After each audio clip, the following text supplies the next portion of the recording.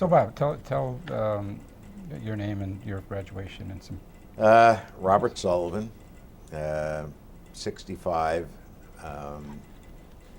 was with the club from its inception in the fall of 63 till obviously 65, after which I departed these hallowed grounds.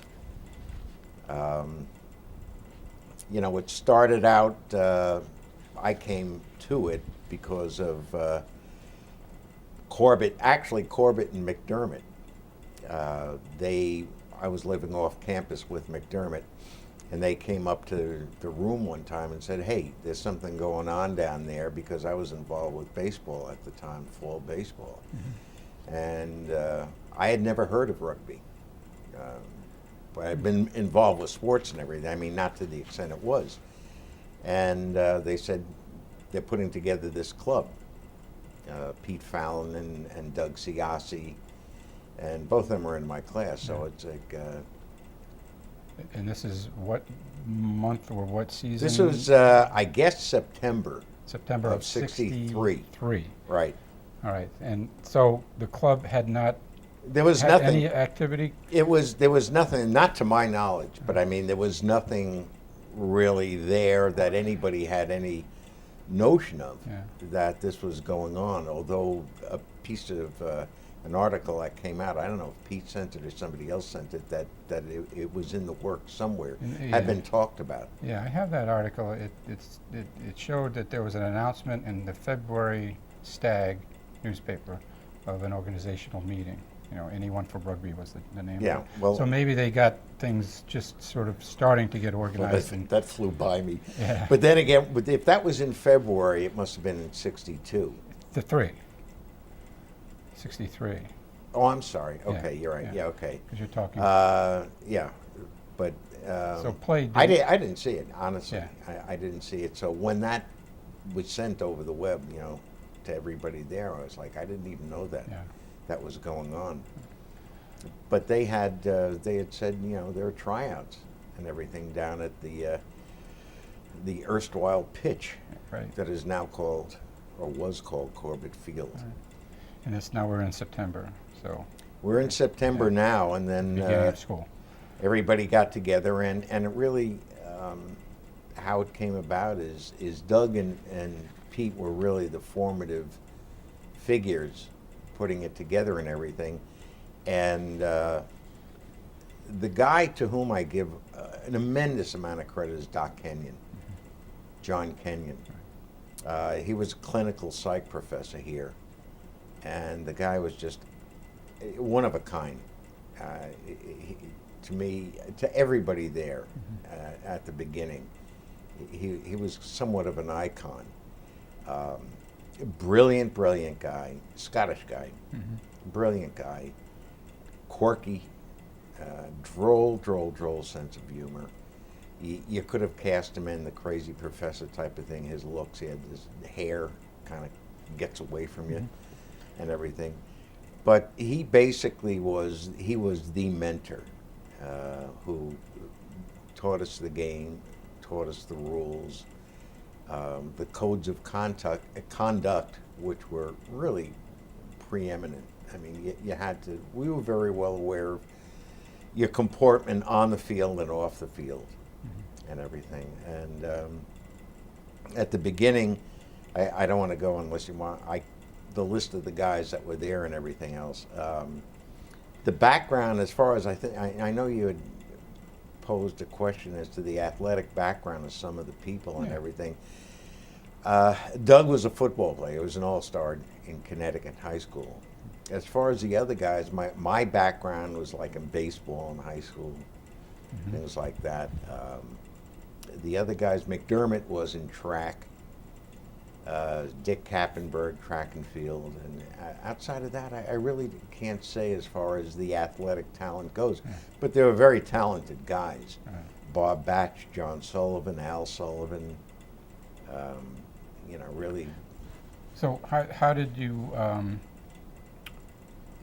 visualize the sport taking place? You didn't have the kind of internet.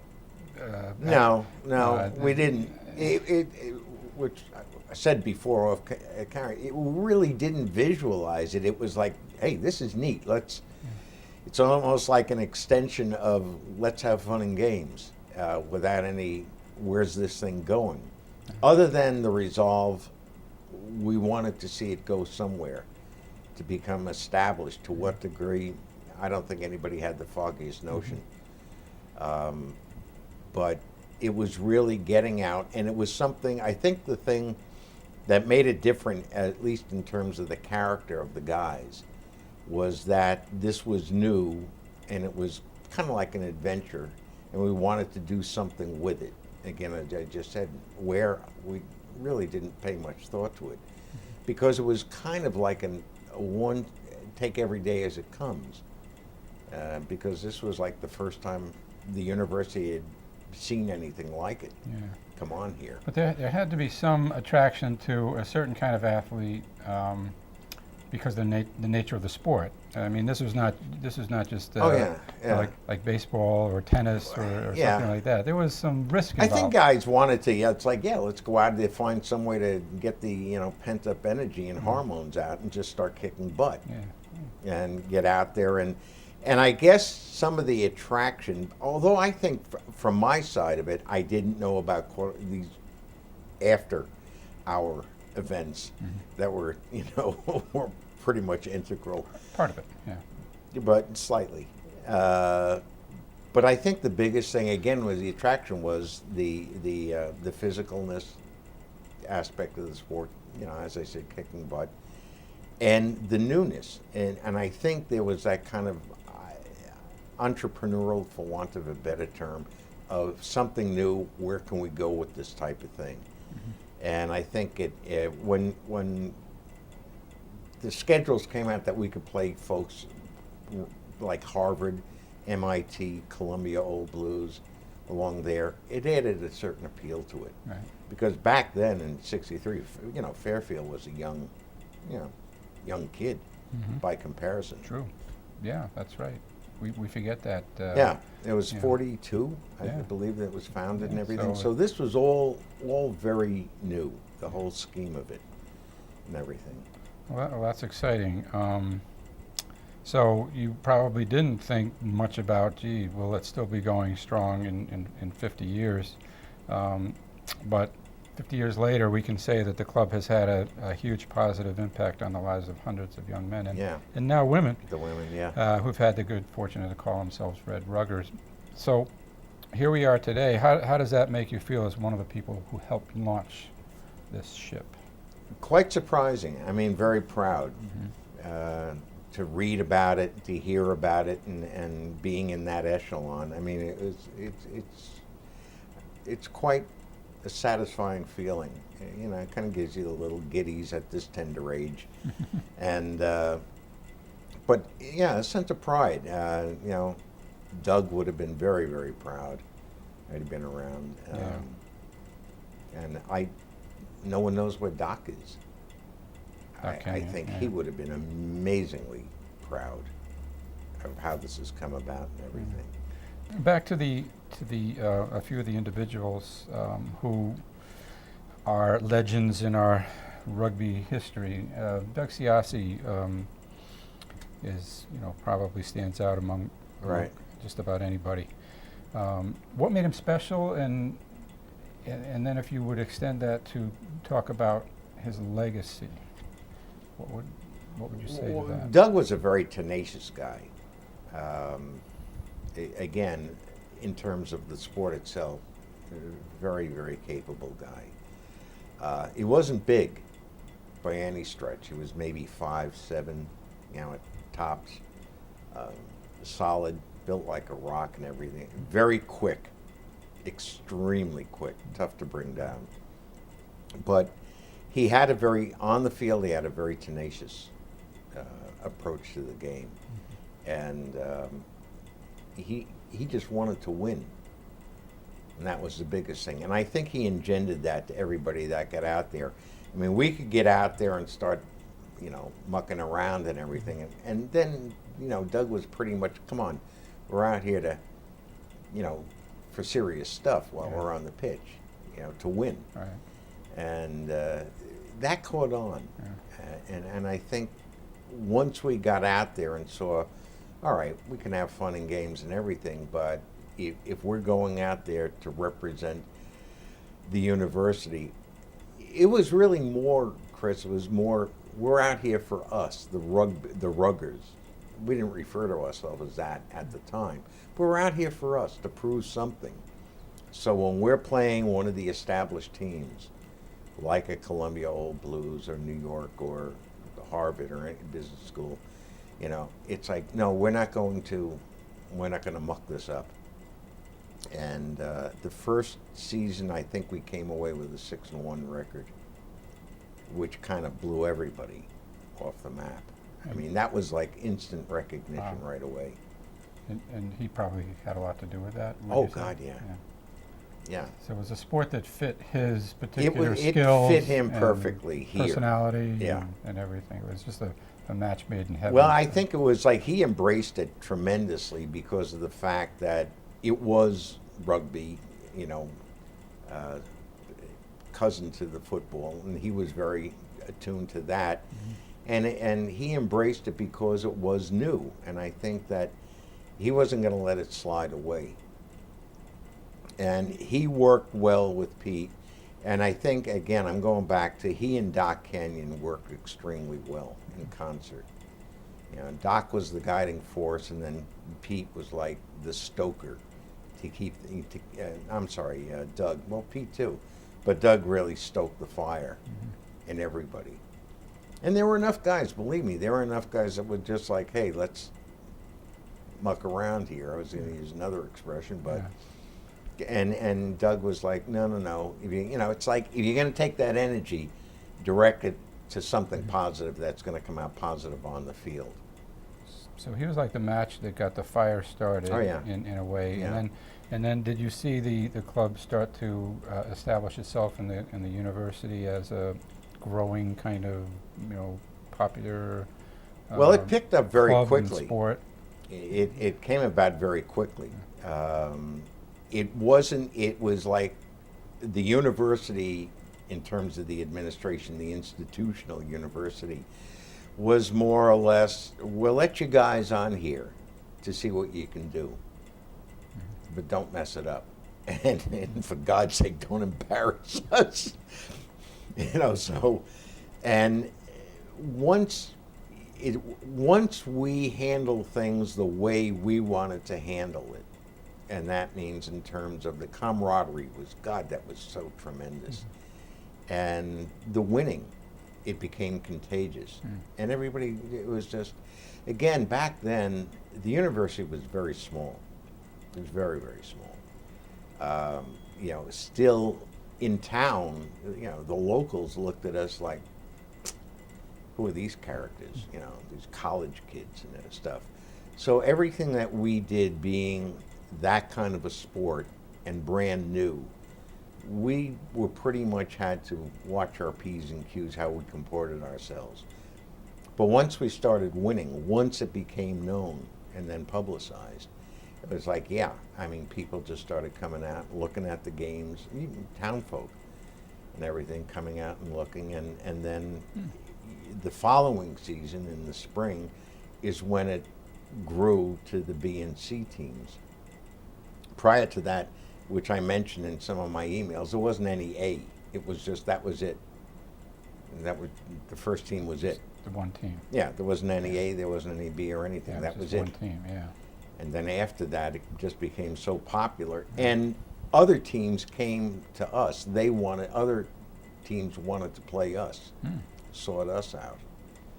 And, you know, by then they had their B and C teams or whatever, so. So with just one team, what were practices like in that first season? How did you manage? They were kind of, they were business, but they were fun. Because it was a very, very small window between the time of formation and the time that we played our first match, which is in October 19th, I believe, of '63. So there's you have to look in that context, a very, very small window of saying you're going to grab a whole bunch of guys together, go down to scrimmage or create this entity that few very heard about, and then come up with a finished product the way we did. So it was a matter of just kind of going out there wondering what the hell are we doing, and then come on, we got to get this right and work it right in the whole 9 yards. So it was the scrimmages were a mixture of learning, fun, knocking about, proving yourself to one another, and eventually taking it out there. But again, that's where I think Doc Kenyon and Doug played an integral part, because they kind of were cohesive in that, of keeping it, keeping the loose cannons from drifting too far. Yeah. So yeah, it might have started out as a good idea, but without strong leadership that kept the ship together. Well, I think because of the fact, I don't think that the guys that were actually involved had the character to do it, but I think it was also, what is this thing? So it was a matter of learning what rugby was about, all the intricacies, at least in terms of the nomenclature and at least in the culture of it, to take that and to mold it into a finished product, as I said. So it's that a lot of, like myself and a lot of other guys, we didn't know what it was about. So you had to have somebody kind of saying, this is what it's about, and this is going to be the guidelines to it. But the whole group, they were very unique. They were very unique. We were lucky, I guess, as a club with a 50-year history, to have those people involved at the beginning. A Doc Kenyon that can basically explain and instruct as to, all right, this is this sport, and this is what goes on in this sport. And even though it's brand new to you guys, this is how it works, and how it works is very appealing. It's a fun sport, plus the social. Well, stuff. again, he was an actual professor here, right? So he could take that academic side to the pitch and say, all right, I'm instructing you as to what to do in this, that, and the other thing, and he would guide you along the way, and then Doug would kind of like, Doc can guide us, but I'm going to kick you there. Right. And which he did.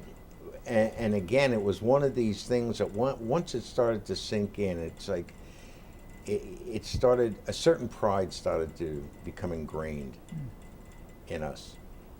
Again, back then, the university, didn't sanction anything, so it's basically you're on your own. There was no insurance, there was no transportation, there were no uniforms. Prove it, guys. Yeah. Well, I've always kind of thought that the rugby club, hang on, hello, Disney. I always thought that the rugby club,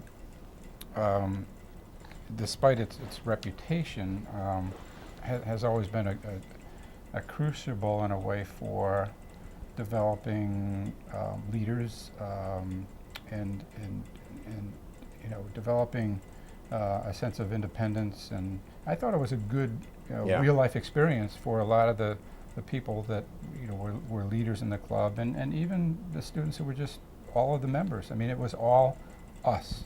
We did everything from the beginning to end, and I always thought that was a good learning experience. Might not have come across that way with administration, but compared to the classroom, this was like a classroom. When you thought about all the organization that was involved. Back then, again, I hearken back to then because that's where I came from. It was formative, very formative. And the one thing that had the appeal after you kind of got down there on the practice and on the pitch and everything is as I said, the camaraderie was really exceptional. Like John Swanhouse, God rest him. I mean, he was a freshman in terms of his class, but out there, he was one of us. We didn't have that notion of, hey, we're juniors, you're a freshman. No, Swanee could do the job. He was the first hooker ever. And it's like, no, Swanee can do the job. He's our man. And that's something that we right away picked up on right away. How much of it was the nature of the guys that were playing, or how much of it was because of the fact it was the first time and we were learning together, I don't know. But I suspect a lot of it was the character of the guys that were out there. All right. So, Bob, I wanted to ask you about a fellow by the name of Bob Corbett, Yep. who has an important place in our history. Tell us about Bob. He was a good friend, probably first and Could foremost. you start with his name? Because I might not have the questions on, in the Oh, Robert interview. Corbett? Yeah, just say Bob Corbett was a Bob good friend. Corbett, yeah, Bob Corbett, a.k.a. the Duck. That was his, he got tagged with that. He had kind of an endearing waddle, so, kind of went that way. But he was a good friend of myself and McDermott. As I mentioned to you before, we were like a triumvirate on the campus and everything. He was I don't know what to say. He was a good guy. I can't say he was blessed with the most athletic talent. The ball seemed to have an aversion to him when it came his way. But he tried. I mean, he tried the damnedest. There's one anecdote to give you. If I could, I'll try and make it quickly. We were playing a game up in Massachusetts, up in the Boston area, and Corbett was going out with some gal at the time who was going to the Newton College of the Sacred Heart. I think it's part of BC now. So we went up there on one of these dark and rainy nights and everything, McDermott, myself, and Corbett. And he wanted to surprise his dearly beloved by going to the dorm. And it was a Friday night. And McDermott and myself and everything are in like a really cranky mood because we're soaking wet and everything. So we're going up to the dorm and everything. And we stop there. We see two people coming towards us. So Corbett opens the door to be a gentleman and everything. And out steps his girlfriend and a date for the night. So that is about kind of the way Corbett was. He had those little kind of things happening to him every now and then. There's a field, the old field, that we used to sometimes refer to it as the old field. The old, yeah. When Crowett Field came The along, undulating pitch, yeah. My so God. how did he get to be? How that came to pass, the eponymous Corbett Field, how that ever came to pass, I had asked Growert that. Right, yeah. And he said, Chris, forgive me, he said that some guys and everything, this is after Corbett got out. He got out in '66, got out and everything. And they were out having drinks and everything, wondering what the heck to call the undulating pitch down there. And they thought because of Corbett he was always there, went to all the scrimmages, the practices and everything, had a heart of gold, and he just tried. He just tried, and they decided to, okay, let's in honor of the good duck, we'll name this Corbett Field. And it had it adhered. Yeah, that's as good a reason as any. It's a It very has good a nice reason. ring to it. Yeah, you know. yeah. No, his legacy is one that it's a positive one as well. He He was a good all guy. he had. Yeah. He's a good guy. What about who else were we talking about? Malachy? Oh, Malachy McCourt. Yeah. Malachy McCourt was. We first came into his presence, or vice versa, when we played the first game down there against Fordham, and he was the ref. And he was this bold. I mean, really larger than life Irish guy. He's a well-known, to this day, he's very well-known, thespian, or he had been. And he ran some establishments down in the area.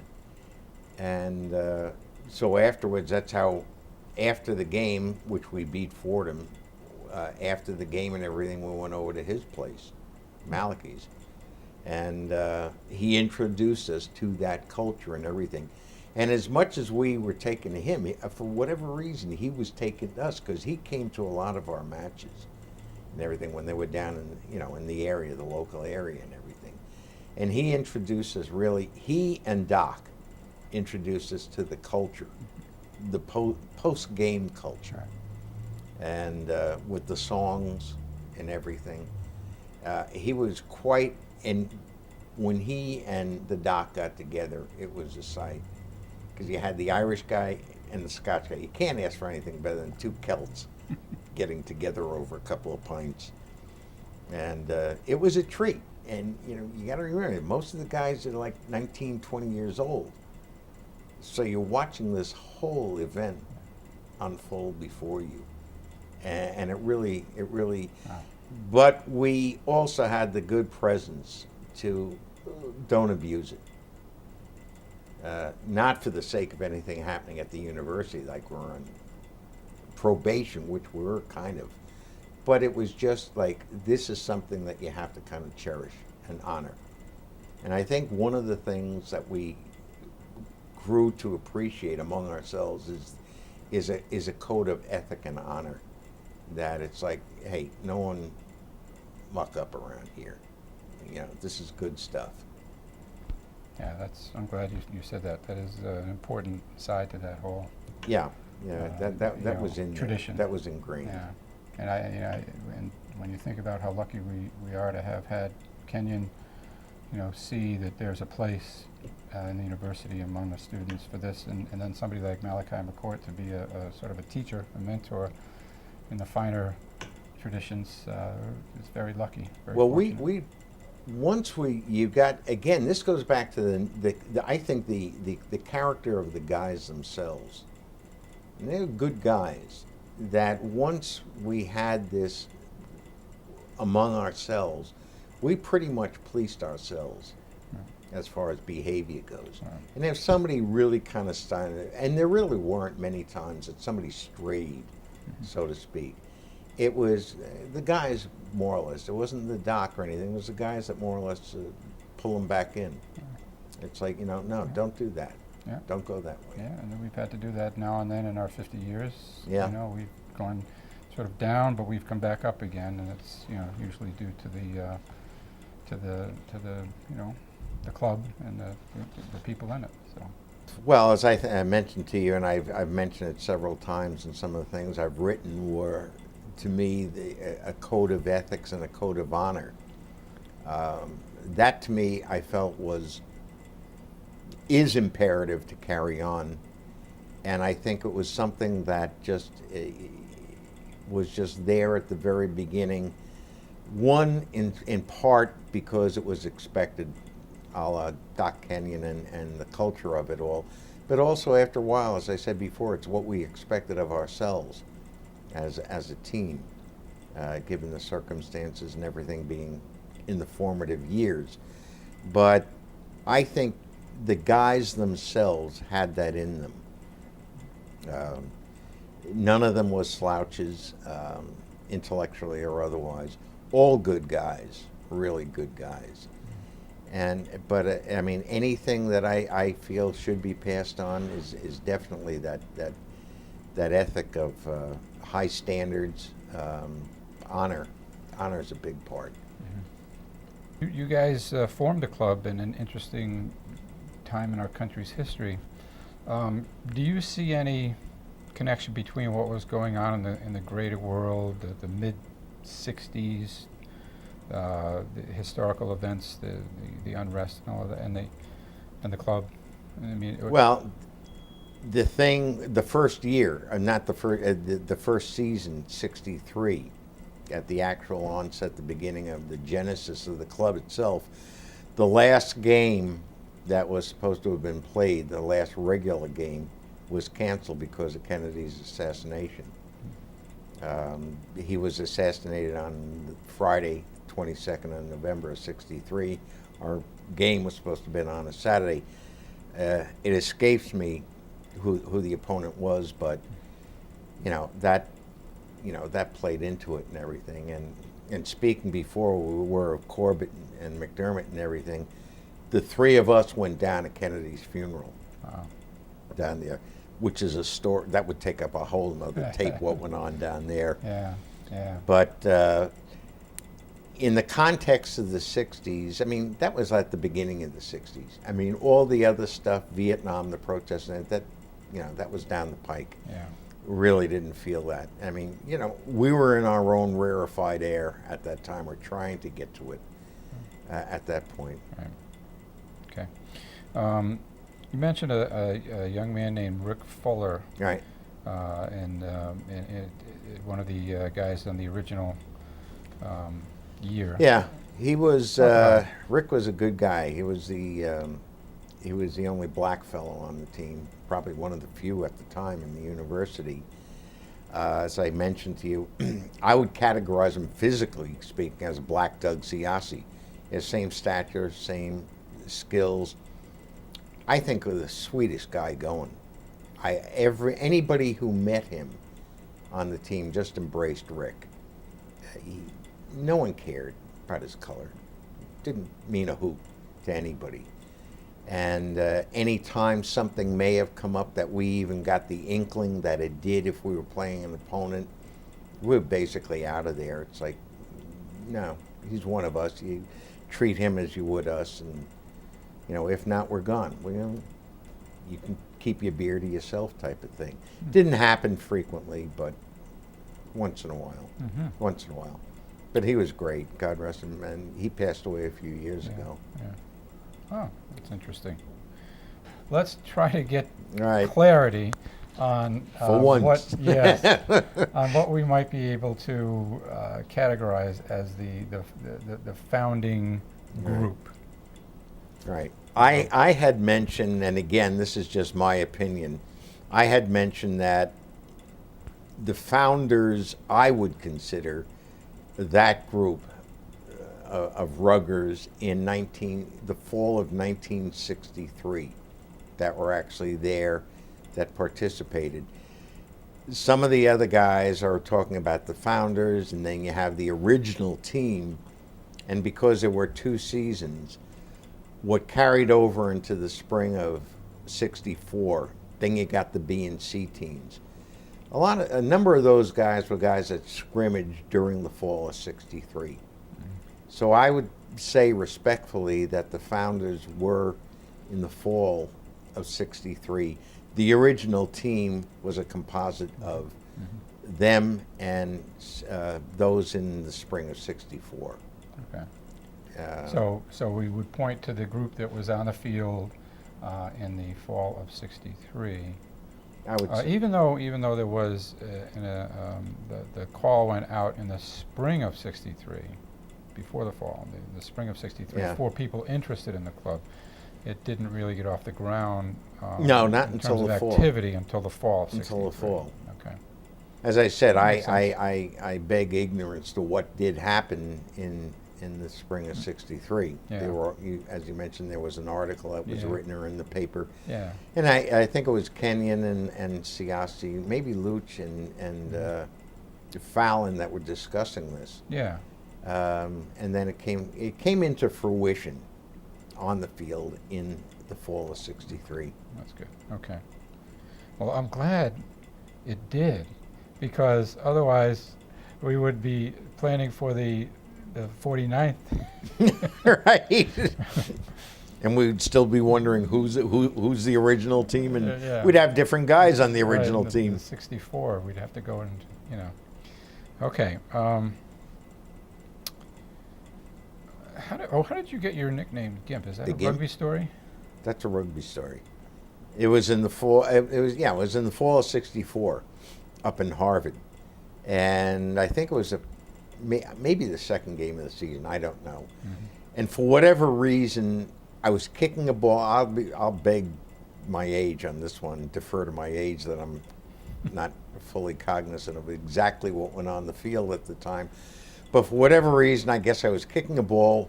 My leg was fully extended, and I suppose at the apex of all the muscles being as taut as they could in my leg, some guy from Harvard, for whatever, kicked me in the thigh.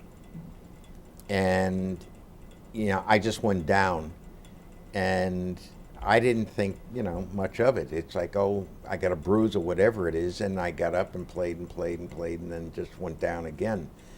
So eventually got back here.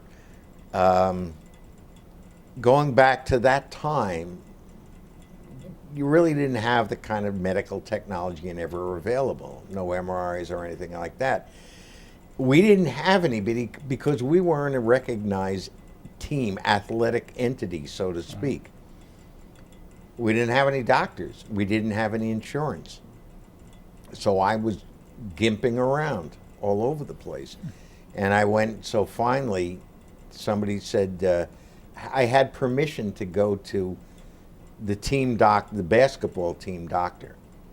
A guy, I think his name is Davis, not Pidd, but I think his name is Davis back then, this white-haired guy. And you were just scared to go near the guy for what he might do. You don't know where his hands would have been or whatever. But basically he said that, they took x-rays, and basically he said that the muscle in my thigh was torn from the patella area, something to that degree. So they put me in a soft cast, and I was going around in crutches. And so for that was in the fall of '64 and everything. Interesting, just as a quick aside, McDermott was my roommate at the time, so I had my leg in the soft cast and everything. And you'd have to know Ray, he goes nuts over anything that kind of like is like oogie, or if he has to do something. So I'd have him tie my shoes for me, or my sneaker laces, because I couldn't reach them with the leg. So he was doing, and he'd go bat snotty all the time. So eventually, when my leg did heal, I didn't tell him. So I had him, the final time I had him tie my shoelaces and everything, and he was doing it and doing it and doing it. And I'm saying, damn it, that's not the way I want it done. And I'd bend over with my knee bent and everything to tie it for him. He went through the roof. He went through the roof. But anyway, come the spring and the spring season, I re-injured it again. For the fall, for a good portion of the fall in '64, I was on crutches, and then I re-injured it again in the spring. And somebody had said, there's the Gimp. There you go. There you go. Stuck. What can I say? So in then '64, '65, did you graduated '65? '65. I should have said, in the spring of '65. You were still on crutches. No, I got off it, but it got re-injured You got re-injured again. in your In the senior spring, year. yeah. Okay, let's see. What about this question? I don't know if you gave it any thought or anything, or if it touches a chord, but what is it about rugby, especially that experience by Fairfield Ruggers, that appeals to the literary, sort of poetic side of us? That ever do anything to you? I mean, is it? Does it do anything to me? It's just an experience looking back on it, as I was mentioning, is just an amalgam of the physical side to it. I don't know how much grace really you can assign to rugby. I suppose if you slowed it down and you had the slow-mo play and everything. But I think because of the nature, it was a composite of the physical side, and they made a movie out of it, The Sporting Life, which I alluded to in a piece that one of the pieces that I wrote. Richard Harris was in that, right? Yeah, Richard Harris and everything, and that, so from a literary side, it begs that. But I think that portrayed what the rugby. But over there, I think was, I'm not quite sure, correct me if it was in Wales or... Yeah, I think it was Welsh. But Welsh, but they were professionals. It was league, it was rugby league, Right, not rugby there was union. a league, but they were professionals, so there was Yeah. a different mentality Yeah. behind the whole Yeah. thing. But I think again, it was, what would appeal to that sensibility in me is the fact of the physical aspect of the game, and also afterwards, the human human side that you would see to the guys. Yeah. You know, you got the old, it's a trite adage, but the flesh and blood side. Yeah. There was a lot, when you saw these guys, in which you did playing, and then afterwards, in a different environment. I mean, with the parties and everything, there was the hoopla and all that, but there was, as I kept alluding to before, there was something of substance to the guys themselves, that if it wasn't there, I don't know if we'd be talking about the 50th. Right. I think there had to be a certain character Yeah. that was there at the beginning that could have forged the nature of what it is to where we are today. Yeah, I agree. I think it's the experience of, as part of the physical nature of the sport, you know, you go out there and, you know, always with some trepidation, but with anticipation of the joy of playing, but you go out and you're relieved that you've survived another game.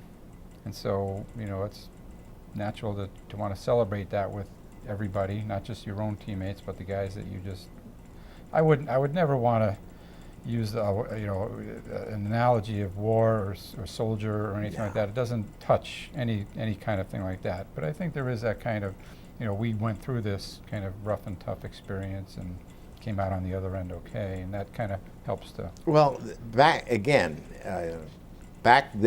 and I think this is germane to it, is it wasn't just that, because, and not to downplay anything that's been carried on since, but there was more at stake with us coming out of it. I mean, it was just, there was something not to ourselves, but we had to prove something to somebody else, other people, that, yeah, you guys are worthy of keeping around here on this campus. So we had that in the kind of, I don't think it was out there in front all the time, but we knew it to ourselves, among ourselves. We knew that, okay, we pretty well better do well on this thing. And that's why we had to comport ourselves to the degree that we did. You never knew, the administration never said, here's the line beyond which you're going to disband this thing. But it was always something that we had to carry within ourselves, that if there was a line that they put out there, well, we're going to make sure we don't even get close to it. Yeah.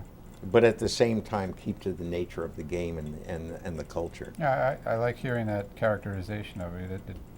It helps us understand that for you guys, it was like an experiment that you wanted to see succeed. And there was a risk, because you didn't know if it would succeed unless you really tried to make it there succeed. was, I mean, we weren't angels. No. By any stretch. There was there was a place up in Boston College called, when we go up there, they had opened their doors to us. And there was a place called the Annex 5, which would house us to a point. Mm-hmm. And we had crossed that point one time, and word got back here, and Father Joe McCormick, which I had mentioned, God, what a great guy. He basically said, you know, we got a call from Father Murphy up in Annex 5 at Boston College. You guys aren't exactly welcome there anymore. So that's about the worst that it got, but it also kind of said, okay, we got to tone it down sometimes. Yeah. Because again, we weren't told don't do this. It was just don't be shameful to the university or to yourselves. Yeah. Conduct yourselves accordingly. Right. And we carried that from the very beginning. Yeah, and I think it's something that every new generation of Fairfield Rugby needs to keep in mind. You know, it's always a challenge, but you know. It was pretty much like you're left to your own devices. Yeah. We knew that it was a trial period, But again, it was by the grace of God, and also Kenyon. Great. I can't talk enough about the guy. Just a great guy. He was the right guy at the right time. He and Iasi and Pete. Right. The thing that I wanted to bring, if I could, and was an idea of for whoever gets this, whoever watches it, mostly for the generations afterwards of what it was like at the beginning. That we didn't have a lot of the things that they have now going for them. God bless them. That's fine. That's fine by all of us that started out with the thing. But it was a good ride. I'm sure I can speak on behalf of all the guys. We're very proud of what we did and what this has come to, and the fact that it's burgeoned into, I guess, the oldest association on the campus right now. So to that degree, it's like, hey, it's been a great ride. Thank you, guys.